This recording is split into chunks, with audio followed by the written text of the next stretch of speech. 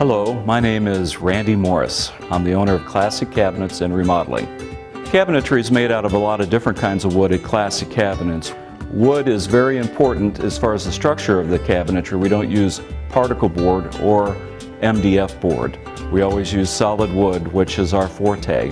When you make an appointment with Classic Cabinets, we bring samples to your home. We custom build the cabinets to fit your needs and specifications.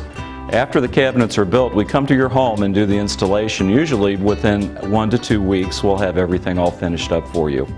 Along with the kitchen cabinetry, we also do granite tops, quartz tops, laminate tops, and corian material. Randy listens to what I need from a design perspective and incorporating all the design elements that I'm looking for. When we first moved to Dayton, we used Randy and Classics to come in and do some remodeling in our home, and I recommend Randy by far over everybody else. I've been told that if you find work in life that you really love to do, you'll never work a day in your life.